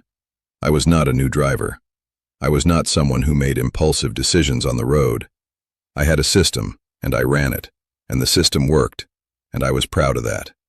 The Coalinga rest area is about halfway between Fresno and the I-5 and 198 interchange, sitting on the westbound side where the highway runs flat and agricultural, and the smell coming off the fields at night is something you either get used to or you don't. I stopped there regularly on late runs. It was a known quantity. Good lighting in the main lot, a decent layout, the kind of rest stop that feels managed rather than abandoned. I pulled in at 11:47. I know the time because I logged it the way I always logged rest stops, and I parked in the main truck section toward the north end of the lot. I was going to be there 20 minutes, maybe 30. Walk around, use the facilities, get back on the road. Standard stop. I was about 10 minutes in, coming back from the restroom building toward the truck, when I heard the voices. And here is the first thing I want you to sit with, the first moment where the story could have gone differently, the fork in the road that I have replayed more times than I can count. I heard voices, and I assessed them the way you assess sounds in a rest stop parking lot at midnight. Two voices, one lower and one higher, one of them sharp and the other one sharp back, the cadence of an argument that had been going on for a while and had found its rhythm. I located them visually. East edge of the lot, near the tree line where the landscaping runs along the perimeter fence, partially in the shadow between two lights that were spaced too far apart on that side. A man and a woman. I want to describe what I saw as precisely as I can because I have described it to myself so many times that I know the details aren't going to shift. The man was taller, heavier, wearing a dark jacket with some kind of logo on the back that I couldn't read from where I was standing. The woman was shorter, lighter jacket, lighter colored, something pale. They were facing each other, and the body language was the body language of an argument that was somewhere past words. He was leaning toward her in the way that isn't quite physical contact, but is an assertion of size, using the space between them as a kind of pressure. She had her arms crossed and her shoulders up, the posture of someone who is both defending and bracing. I stopped walking. I stood between my truck and the one parked next to me, and I watched for maybe 30 seconds and I made my assessment. And now I need to ask you directly, because this is the question I've asked myself for 12 years. and I still don't have a clean answer to. At what point does an argument between two people in a public parking lot become your business? Where is that line? Because I stood there and I drew the line, and I drew it in the wrong place, and I have to live with where I drew it.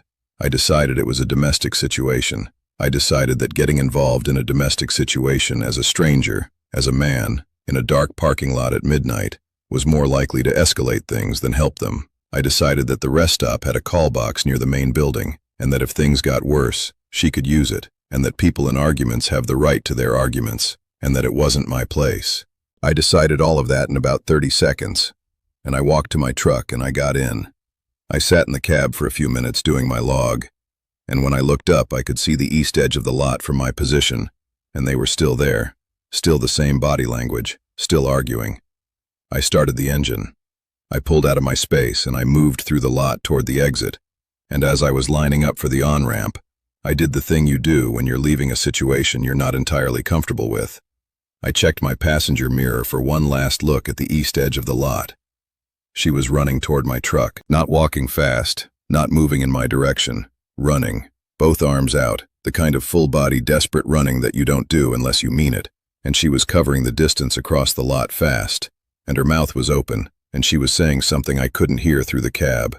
She hit the passenger door with both palms, the sound coming through the cab like something had struck the truck, and she was pulling at the door handle and looking up at the window, and her face was something I don't have a clean word for.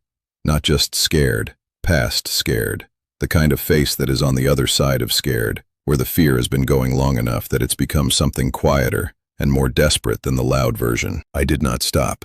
I want to say I froze. I want to say the truck was already in motion and it was too late. I want to give you the version where there was no choice available to me in that moment. But none of those things are fully true. The truck was rolling slowly. I could have stopped. I looked at her face through the passenger window and I made a decision in a fraction of a second. The kind of decision that doesn't feel like a decision when you're making it because it happens too fast for the word decision to apply. And I kept rolling. I turned onto the on-ramp. I accelerated up to highway speed. I did not look in the mirror. I drove 40 miles before I pulled over. Not at a stop, just on the shoulder, because I needed to not be moving. I sat on the shoulder of I-5 north of the Los Banos turnoff with my hazards running, and I thought about what I'd just done, and the thing that came to me in that specific way that true things come to you when you're alone and there's nothing to distract you from them, was this. I had made a choice. Not a freeze response, not an accident, not a failure of perception. A choice. I had seen her face, and I had kept rolling, and those were two sequential events with a decision between them. I called it in the next morning. I drove to the next open highway patrol station, which was north of Los Banos, and I went inside, and I told an officer what I'd seen. I described the man, the jacket, the approximate location within the lot. I described her. I gave them the time I'd been there. The officer took it down and thanked me and said they'd follow up. I asked if there had been any incident reported at the Coalinga rest area the previous night. He said he couldn't share that information with me. I left. 2 weeks later, I called the reporting line and asked about the incident. They told me a report had been filed and an investigation was ongoing, and that was all they could share. I left my contact information in case anyone needed a statement.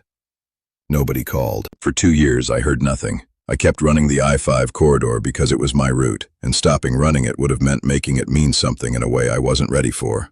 I drove past that rest stop every week, and sometimes I stopped there, and sometimes I didn't. And when I did, I always looked at the east edge of the lot near the tree line, and it was always just a landscaped perimeter, and 2 lights spaced too far apart, and nothing else. Then I was at home on a Sunday afternoon, and my daughter was watching a true crime documentary on a streaming service.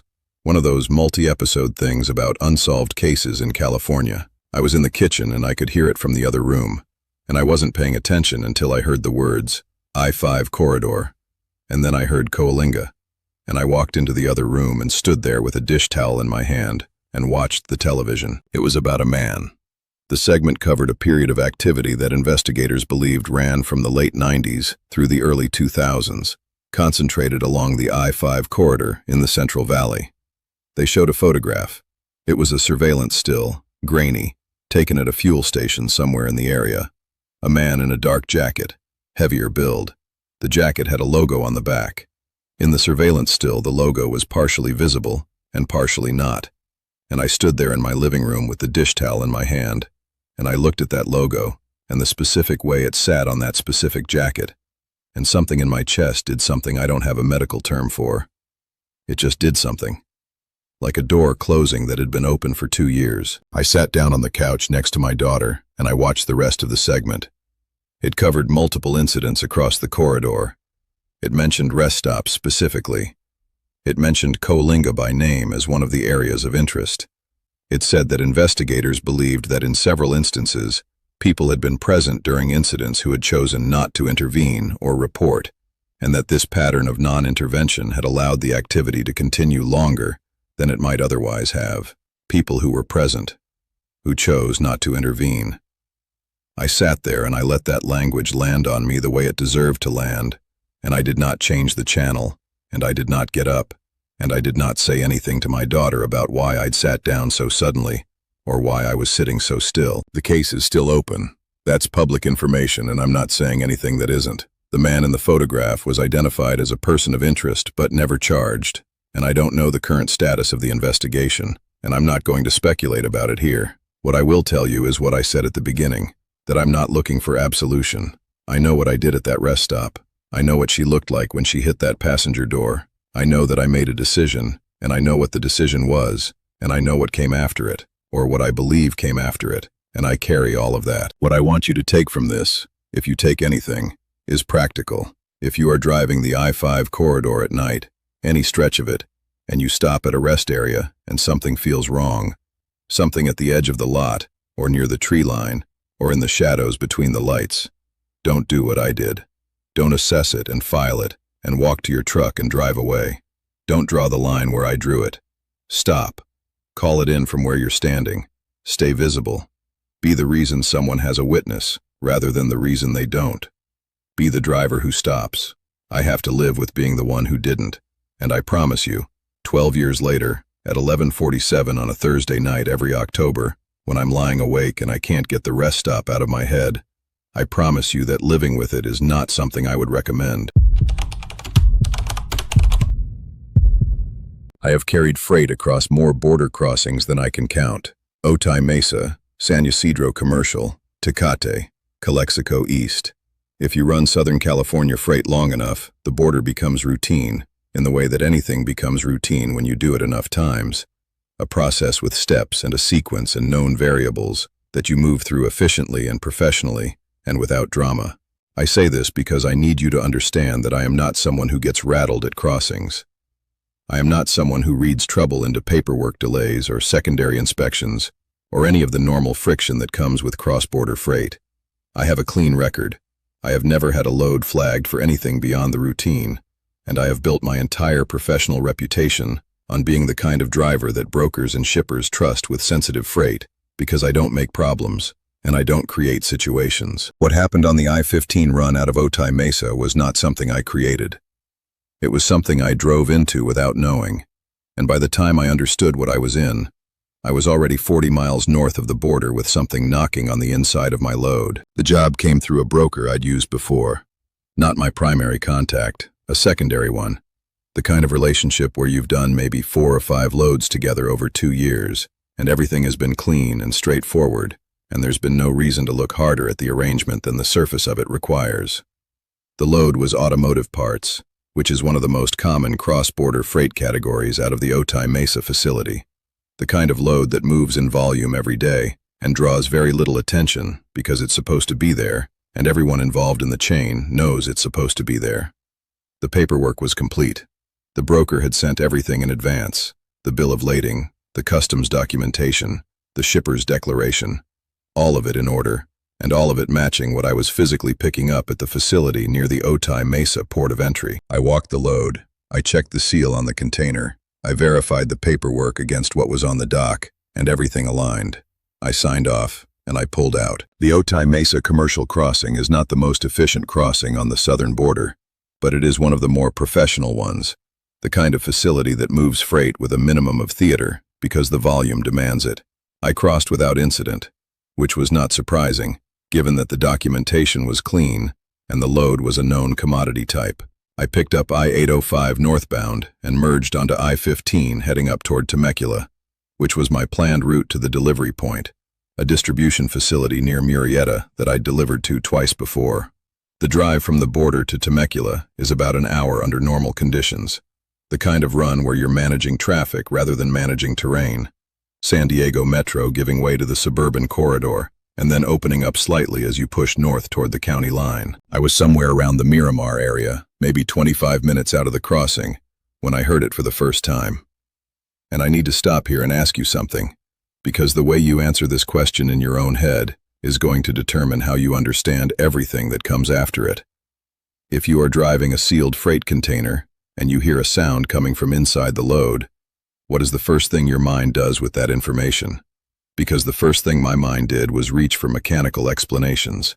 Road vibration producing resonance in the container walls, freight shift from a turn or a grade, the specific acoustics of a metal container on a truck chassis going over uneven pavement, which can produce sounds that seem to come from inside the load when they're actually coming from the interface between the container and the chassis. These are all real phenomena. I have heard all of them in various forms over years of hauling containerized freight. I cataloged all of them in about 10 seconds, and I kept driving, and I told myself I had a reasonable explanation. Then I heard it again, and the reasonable explanation stopped being reasonable. It was rhythmic, not the arrhythmic random sound of freight that is shifted, or a panel that is resonating with road vibration. Rhythmic, patterned, coming from somewhere toward the rear of the container, below and behind me, with a regularity that had the specific quality of intention. One knock, a pause of maybe 3 seconds, another knock, the same pause, another knock. Not frantic, not desperate, patient and measured, like someone who had been in a small space for a long time and had learned to conserve their energy and was using just enough to be heard without using more than they had available. I turned the radio off. I drove in silence for about 2 miles, listening, and the knocking continued with the same rhythm and the same spacing, and it did not stop, and it did not vary, and my hands on the wheel were doing something I noticed peripherally, which was that they were tighter than they needed to be for the road conditions. Now I want to tell you what I was thinking, because I think it matters that I was thinking it clearly and not in a panic, that I understood the situation with a kind of terrible clarity, even as I was still trying to find the version of it that made it something other than what it appeared to be. If the sound was what it appeared to be, if there was a person inside my load, then I was in a situation with no clean exits, pulling over and opening the container on the shoulder of I-15 in San Diego County, alone, with no idea what was inside or how many or what their condition was or who else knew about the load, was not a decision I could make with confidence. Calling it in immediately was the legally obvious move, but it was also the move that put me at the center of a federal investigation into a load I had signed off on, with paperwork in my cab connecting me to the broker and the shipper and the crossing. And even if I was completely innocent, that connection was going to take a long time and a lot of legal involvement to untangle.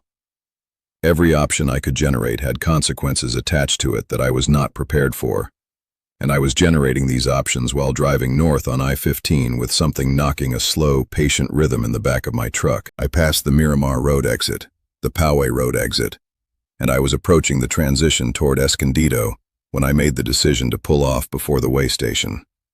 The I-15 northbound way station near Temecula was coming up, and if I went through it with an active sound coming from my load, and the scales flagged me for inspection, the decision about what to do next was going to be made for me by people with badges, and I was going to have zero control over how that unfolded. I did not want that. I needed to know what I was carrying before anyone else did. There is a pull-out area on I-15 north of the Fallbrook area, the kind of wide shoulder that exists for exactly the purpose of pulling over heavy vehicles for checks and adjustments. I took it. I parked. I sat in the cab for about 2 minutes doing nothing except listening. The knocking had stopped when I'd made the turn off the main highway, the shift in road surface or the deceleration, apparently registering as a change in the environment to whatever was producing it. The silence was almost worse than the sound. The sound meant I had information. The silence meant I had nothing to work with, and whatever was back there was waiting. I got out. I walked around to the rear of the container. The seal was intact. This is the detail that I come back to repeatedly, the detail that makes the whole thing harder to resolve in my mind. Because a broken seal would have been a story with a clear beginning. Someone broke the seal and accessed the container after I'd signed off and before I crossed. And while that would still have been a serious situation, it would have been a legible one. The seal was intact. The same seal I had checked at the dock in Otay Mesa. The same number, unbroken, undisturbed. Whatever was inside had been inside when I signed for the load. I stood at the rear doors for a long time. Longer than I should have, probably, given everything. I was running a calculation that I am not proud of. A calculation that balanced what I might find against what finding it would mean for me specifically. And I want to be honest about that because the honest version of this story includes the fact that I stood at those doors thinking about myself before I thought about anything else. That's who I was in that moment. I'm not that person now, or I try not to be.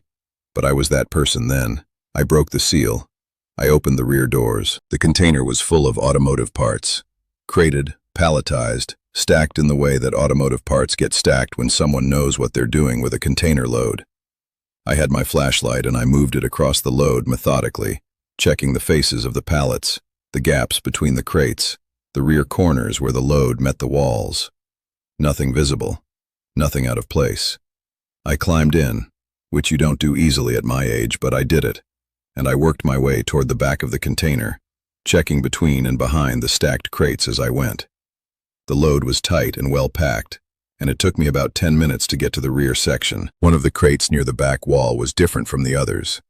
Same exterior dimensions, same markings, same strapping. But when I put my hand on it, I knew immediately that it wasn't the same weight as the others. I had been lifting and shifting automotive parts crates long enough to know what they feel like, and this one was wrong. I got my light on it, and I looked at the top panel and I saw it. The cardboard of the top panel had been pushed outward, bowed up from the inside, and then pushed back down and partially reseated, the way cardboard looks when it has been deformed from below, and then someone has tried to reset it. I pulled the top panel off. Empty. Clean empty. Nothing in the crate at all, just the interior space and the bottom panel. But the bottom panel had the same deformation, pushed outward and reset, and when I got my light underneath it, I could see that the crate had been accessed from below, that whatever had been packed into that crate had at some point in the journey pushed its way out through the bottom and into the space beneath the pallets. I searched the rest of the container on my hands and knees with the flashlight. I found nothing. Whatever had been in that crate was not in the container anymore. I do not know when it got out. I do not know where on the route the exit happened. I do not know if it happened before the crossing or after it, if the way station in San Diego had a gap I wasn't aware of, if one of my stops in traffic had provided an opportunity I didn't notice. I know that I drove from Otay Mesa to a pullout on I-15 north of Fallbrook with something knocking from inside my load, and I know that when I opened the doors and searched the container, there was nothing alive inside it. I called the broker from that pullout. I told him I'd opened the load, and I'd found a compromised crate. I told him about the knocking. The line went quiet for a moment, and then he said he didn't know what I was talking about, and that I'd voided my contract by breaking the seal, and that he was going to need me to deliver the load, and we'd discuss the seal issue when I got there. I hung up. I called a different number, one I'd kept in my phone for 2 years without using it. A contact I'd made through another driver who'd had a situation at a crossing and needed advice. I told him what had happened. He told me to drive directly to the sheriff's station in Murrieta and report everything, and not to touch the load again. I did that. The investigation that followed is not something I can go into in detail, for reasons that should be obvious. What I can tell you is that it lasted a long time, and involved agencies I had not expected to be involved, and that at the end of it, I was not charged with anything, which was the outcome I needed, and also the outcome I had spent 18 months not being sure I would get. The broker is no longer operating. The shipper at the Otay Mesa facility is no longer operating. The load was forensically examined, and the findings from that examination are not public, and I was asked not to discuss them, and I'm going to honor that. What I will tell you is the thing I think about when I lie awake on the nights when this comes back, which is more nights than I'd like. Whatever was in that crate got out somewhere between the Otay Mesa facility and the pullout on I-15 north of Fallbrook. That's a distance of roughly 40 miles. 40 miles of freeway through San Diego County, through residential areas and commercial areas, and the gaps between them, through the places where I was in traffic and the places where I wasn't. Somewhere in those 40 miles, at some point that I cannot identify, something that had been packed into a freight crate and loaded onto my truck and crossed an international border got out. And I drove the rest of the way without knowing it was gone. I still think about what it found when it got out, whether it found help or whether it found something else, whether it knew where it was, or whether it was completely lost in a country it hadn't planned to arrive in this way, whether anyone ever found it, or whether it found someone first. The investigation gave me no answers to those questions, and I have not found the answers myself, and I have stopped actively looking because looking was doing something to me that I needed to stop. I run different routes now. I do not take cross-border loads anymore. Not for any broker, not for any shipper, not at any price. Some decisions get made for you by the things you've been through, and that one got made for me on a pullout on I-15 with a flashlight and an empty crate and 40 miles of freeway behind me that I couldn't account for. I just keep thinking about those 40 miles and whatever is out there that came through them. There is a specific quality to the dark on Highway 127 north of Baker that I have not found anywhere else in California, and I have driven most of California's highways at most hours of the night. It is not simply the absence of light, although the absence of light out there is more complete than almost anywhere I have been. No towns, no farm operations, no cell towers with their blinking red warnings. Nothing that produces light in any direction for stretches that go on long enough that you start to wonder if the world beyond your headlights has simply stopped existing and is waiting to be reinstated when you arrive at it. It is something beyond the absence of light. It is a quality of the dark itself, a thickness to it, a presence. The way the desert at that latitude and that elevation produces a darkness that feels less like the lack of something and more like the addition of something. Something heavy and patient and indifferent to whether you are in it or not. I had driven that highway maybe a dozen times before the night I'm telling you about. I knew that dark. I had made my peace with it. I thought I understood what it was capable of. I was wrong about that. But I didn't find out how wrong until somewhere around the 40-mile mark, when I checked my driver's side mirror and registered that the vehicle behind me had been there for longer than it should have been, and that its single headlight had not moved relative to my position in a way that made any sense at all. Let me start from Baker because that's where the night started, and Baker is important to understand if you've never been there. Baker is the last town of any description before Highway 127 commits northward into the Mojave in a serious way. It has a gas station, a diner, the world's tallest thermometer, which is more depressing than impressive when you understand what temperature it's usually displaying, and a cluster of businesses that exist because people need one last chance to fuel up and eat something before they drive into the nothing. I stopped there around 10:30 at night, filled the tank, got coffee and a sandwich from the diner, talked briefly to the woman behind the counter about the road conditions north, which she said were fine, just watch for the wind above 4,000 feet. I asked if there was much traffic on 127 at this hour. She said almost none. I thanked her and went back to the truck. The delivery was to a mining operation near Death Valley Junction, the kind of small industrial client that schedules night deliveries because the daytime heat in that region makes certain kinds of equipment handling impractical. I'd done the run twice before, always at night, always on 127, and both previous times the highway had been exactly what the diner woman described. Almost no traffic. Functional nothing from Baker to Shoshone to Death Valley Junction. A long, dark corridor through terrain that has been inhospitable to human occupation for long enough that it has stopped apologizing for it. I pulled out of Baker at 10:52. I have the log to prove it. And within 15 minutes, I was in the part of 127 where Baker's light contamination has fully dropped away, and the highway becomes what it actually is. 2 lanes, well-maintained but not recently repaved, running north through the Mojave with the Soda Mountains somewhere to the west, and open desert floor everywhere else. No shoulder lighting, no median, just the road and the dark, and whatever your headlights will tell you about the next quarter mile. For the first 30 minutes, I had the highway to myself in both directions. Checked my mirrors periodically the way you do on a long, empty night run, more for the routine of it than from any expectation of seeing something. And every check showed me the same thing, the black throat of the highway behind me, and nothing in it. I was making good time. The load was stable, the truck was running clean, and I was in the particular mental state of a night drive going well. Not relaxed exactly, but settled. The kind of operational calm that comes from everything being exactly what it's supposed to be. I noticed the headlight somewhere around the 25-mile mark north of Baker. Single headlight, which registers differently than the paired headlights of a normal vehicle, the way an asymmetry draws the eye more than a symmetry does. It was far enough back that I couldn't determine the vehicle type. Just a single point of light sitting in the dark behind me, at a distance I estimated at somewhere between a quarter and a half mile. I noted it, filed it, kept driving. A vehicle with one working headlight on a desert highway at night is not a story.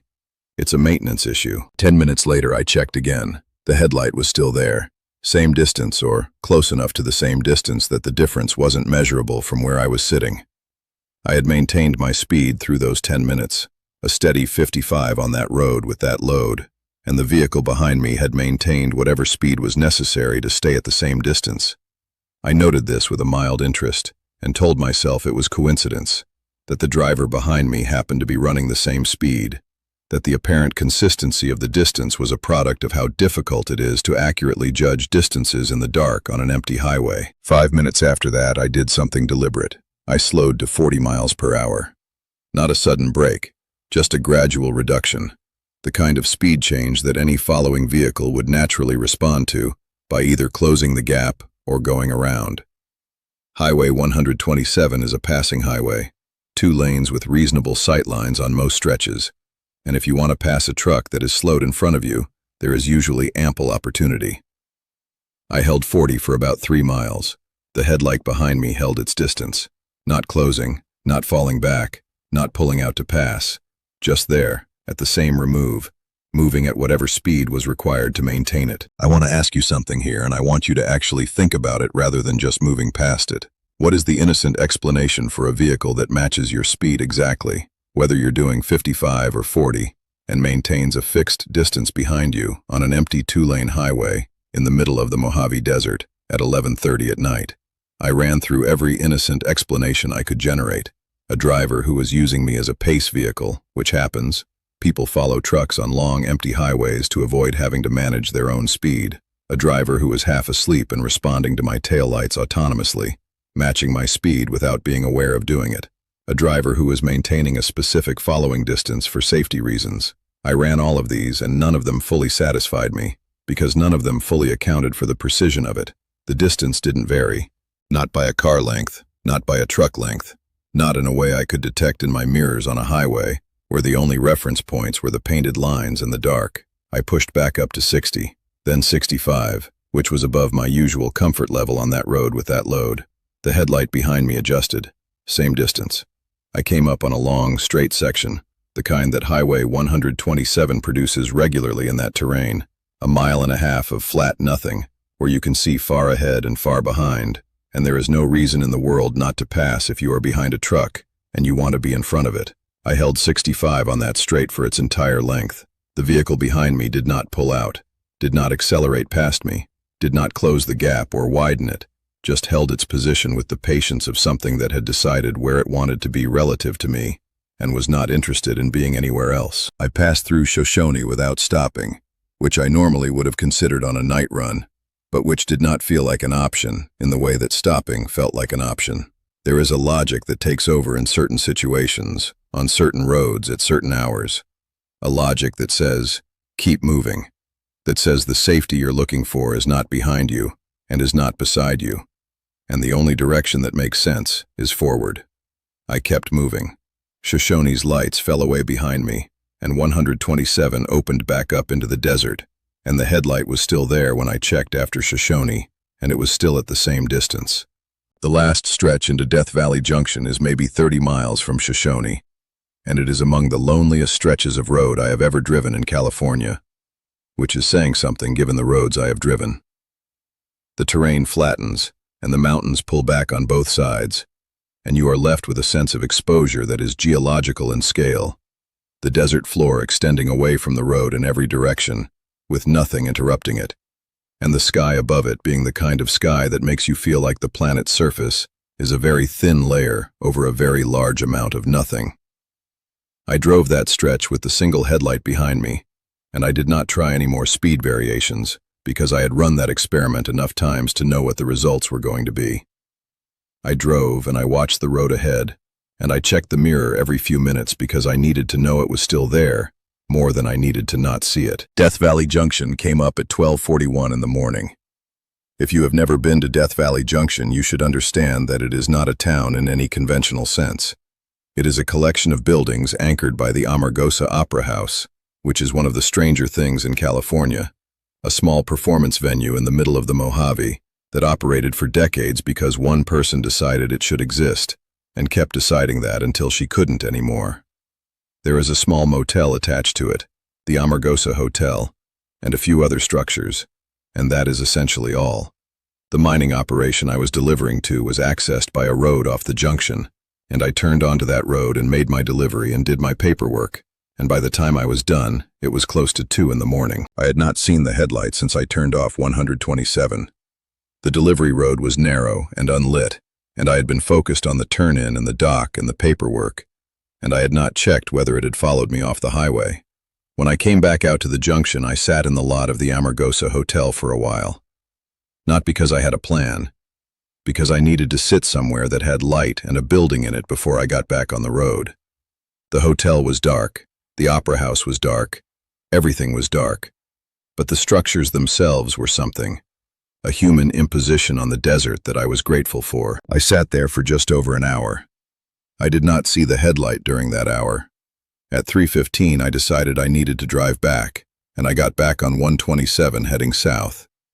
The return to Baker in the dark is the same highway in reverse, and it has the same quality to it, but running south, it has a slightly different character, because you are heading back towards something rather than away from it, and that changes the psychology of the drive in ways that are hard to articulate, but are real.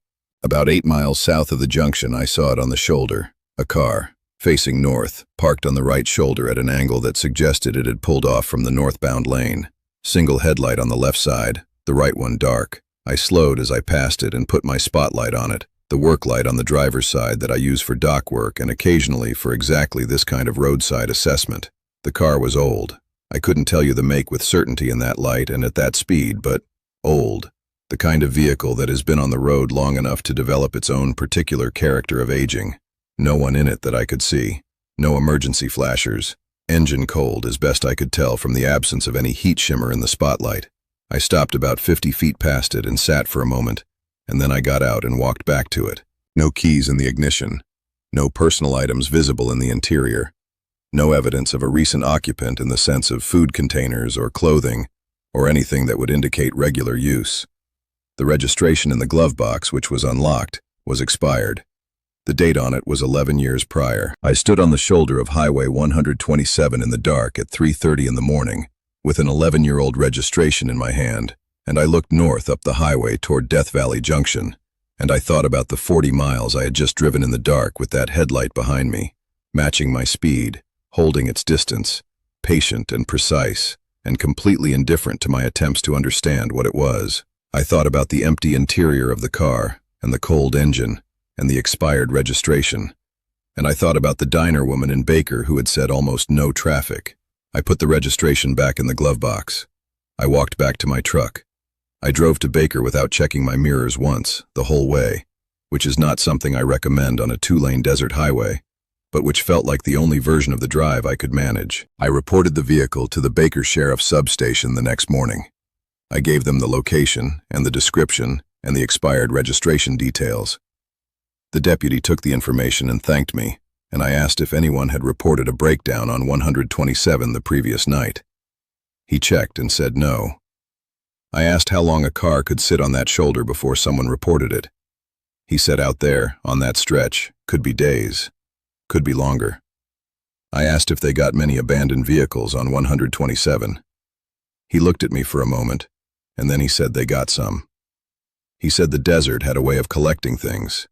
He said it without any particular drama, the way you say something that is simply true, and that you have accepted as true, because the alternative is spending your working life troubled by it.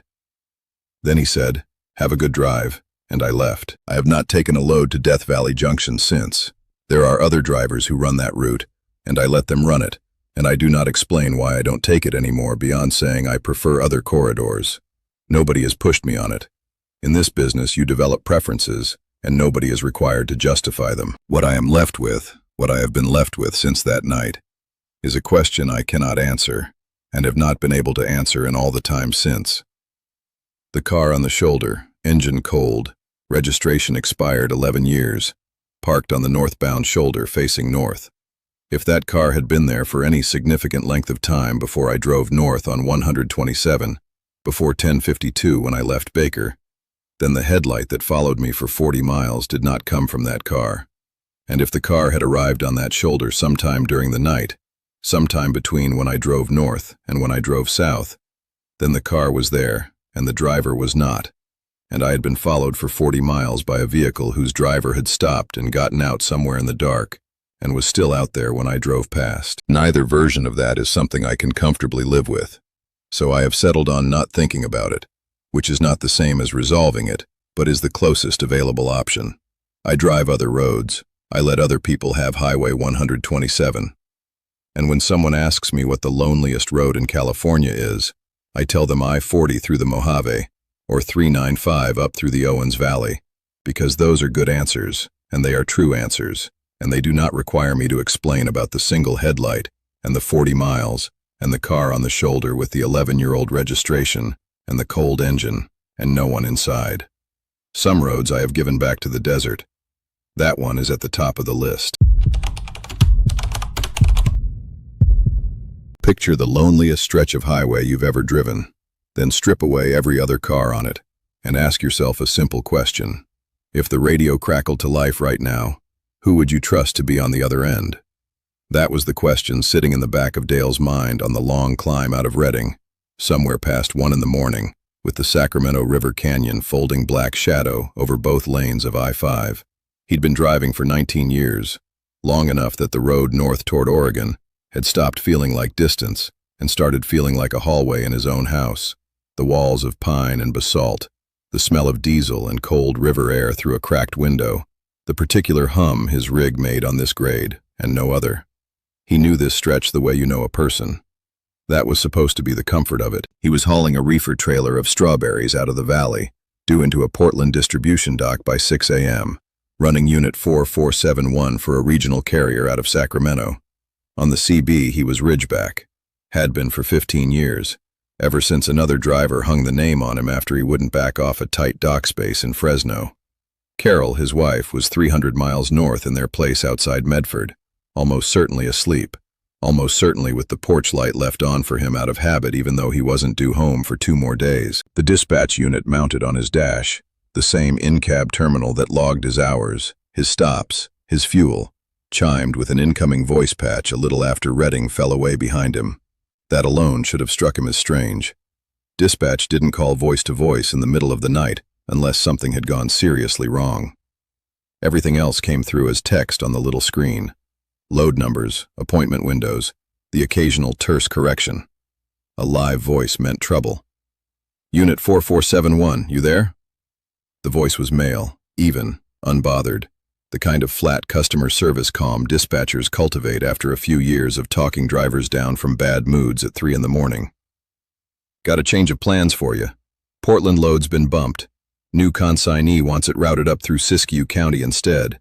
Small operation outside Wairika. I'll get you the address. Dale frowned at the windshield. Portland warehouse know about this? They're being notified, the voice said. You're getting the call first because you're closest. It wasn't impossible. Loads got rerouted. Brokers changed their minds at ungodly hours, and some poor soul in an office somewhere had to relay it to the guy actually driving the truck. He took down the address, a numbered route outside a town called Gazelle, a blink-and-you-miss-it dot on the map he'd passed 100 times and delivered to maybe twice, and kept driving, the kind of compliance that becomes reflex after 2 decades of someone else deciding where you go. It was somewhere past Dunsmuir, with Mount Shasta rising white and enormous against a sky just beginning to gray at the edges, that the unease finally outweighed the habit of obedience, and he picked up his cell phone instead of the dash unit and called his actual dispatcher. Renee answered groggy, the particular grogginess of someone who'd been asleep and not on shift. Dale? It's 2 in the morning. You reroute me? A pause that told him everything before she said a word. Reroute you where? Siskiyou County, outside Wairika. Said the Portland load got bumped. I didn't call you. Nobody called you. I don't have a reroute on you. I don't have a new consignee, and there's no load in the system going to Wairika. Another pause, longer. Dale, who told you that? He didn't have a good answer. He looked at the dash unit, dark and quiet now, and felt something cold settle into his stomach that had nothing to do with the mountain air leaking in through the window seal. If dispatch never made that call, then whose voice had just redirected a 43,000-pound truck off its route in the middle of the night? And how had it known to call the one channel built specifically so a stranger never could? He pulled into the rest area at the base of Shasta to think, parked between 2 sleeper cabs with their curtains drawn, engines idling low like sleeping animals. The mountain sat there in the dark, indifferent, the way mountains are. He sat with his hands on the wheel for a long minute before he tried Carol, mostly to hear something ordinary. She picked up on the 4th ring, voice thick with sleep. Everything okay? Yeah, just wanted to hear you. You're being weird. Probably tired. He didn't tell her about the call. There wasn't anything to tell yet, not really. A wrong number, a crossed wire, some prankster with a radio scanner and too much time. He let her go back to sleep and sat a while longer with the engine running, watching his breath not quite fog the glass before he pulled back onto the highway because there was, after all, a load to deliver, and the original Portland address was still the only one that actually existed in any system anyone could find. The second call came in past Weed, the land opening out flat and dry where the forest gives way to the high plateau. Shasta now behind him in the mirror instead of ahead of him in the windshield. Same voice, same unbothered cadence. Ridgeback, you missed your turn back at Edgewood. He hadn't told this voice his handle. Nobody outside the CB channel called him that. Not dispatch, not the company, not the load board. Nobody who wasn't sitting in a cab themselves with a radio tuned to the right frequency. Dispatchers didn't know handles. They knew unit numbers and driver IDs and not much else, by design. Who is this? He said, and his own voice came out smaller than he wanted it to. Dispatch, the voice said, like that settled it. You should turn around, Ridgeback. You're going the wrong way for what's coming. He didn't turn around. He drove on toward Wairika with the radio off, and the silence in the cab pressing against his ears, the kind of quiet that makes you hyper-aware of your own pulse. And somewhere in that silence he started doing the thing you do when you're scared and alone.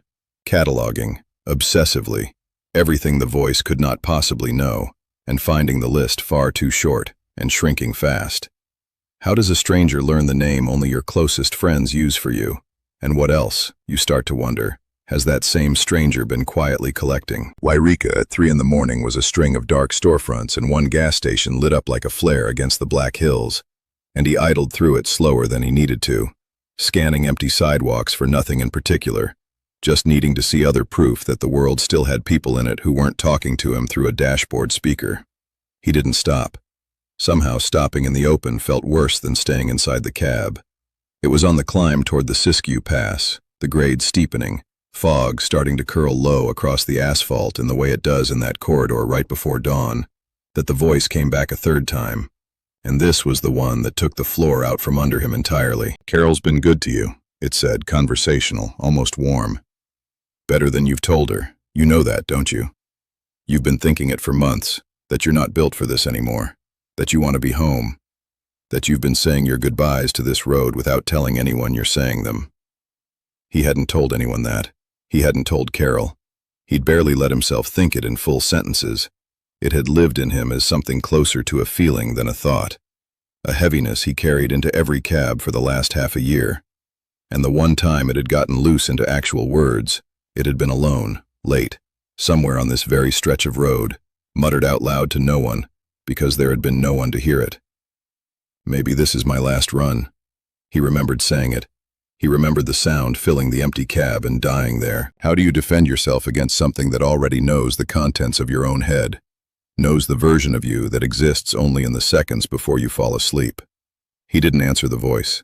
He turned the unit off entirely, hands shaking enough that it took him 2 tries to find the switch, and drove the rest of the climb toward the Siskiyou summit, with nothing but engine noise and his own breathing for company. The fog thickening around the headlights until the world narrowed down to 50 feet of visible road, and the dark shapes of pines crowding both shoulders like an audience. There's a pullout near the top of the pass, a wide gravel apron where runaway trucks are meant to bail out if their brakes go, and he eased into it without entirely deciding to, just to stop moving for a minute, just to breathe somewhere that wasn't hurtling forward at 55 miles an hour. The fog sat heavy over the summit.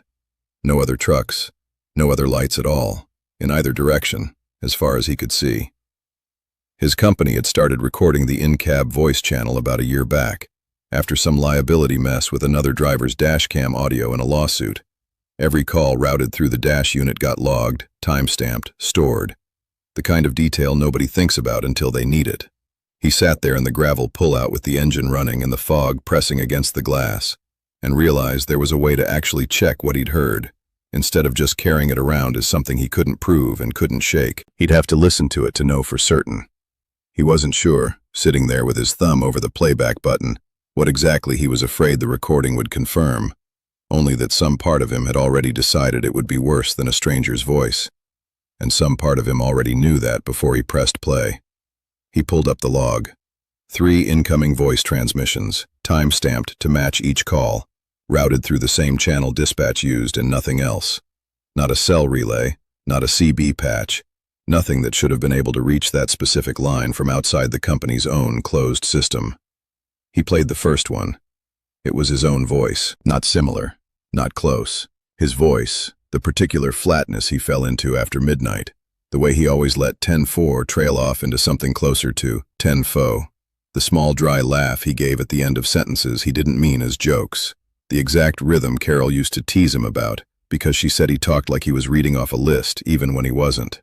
He listened to himself say, "You missed your turn" back at Edgewood in his own mouth, his own cadence, his own breath between words, and he had no memory, none, not a fragment, of ever saying it. The transmission log marked it incoming, not outgoing, not a recording of his own call going out. Something had come in, on a closed channel, in his voice, telling him things in his voice that he had never said out loud to another living person. And if the voice on the tape was his, then whoever had been on the other end of that radio had learned to sound like him from the inside, not the outside, closer to him than even Carol had ever managed to get. He sat in the pullout until the fog burned gray and then gold with the sunrise, the cascades emerging slowly around him like something surfacing, and he did not turn the dash unit back on, and he did not finish the run to the fake address outside Gazelle, and he did not call Renee to explain, because there was nothing he could say that would sound like anything other than a man losing his grip on a long, dark highway. He delivered the strawberries to the real Portland dock 4 hours late, and gave no explanation that satisfied anyone, least of all himself. He turned in his keys to that company 9 days later. He never drove a long-haul route again, never sat behind a wheel after dark longer than it takes to get from a parking lot to a porch light, and in all the years since, through every theory he's tried out and discarded, the radio interference and the prank, and the breakdown, and the thing he won't say out loud even to Carol, he has never found an answer that fits better than the one he can't bring himself to say in full. That something else, for one night on that pass, knew how to be him better than he did. These days, when dusk comes down early over some quiet road, and he's alone in a car with the radio silent, he still finds himself listening for it, not dreading the stranger's voice anymore, but something worse, wondering if the next thing to call him by name will sound like a stranger at all, or if it will simply sound like coming home.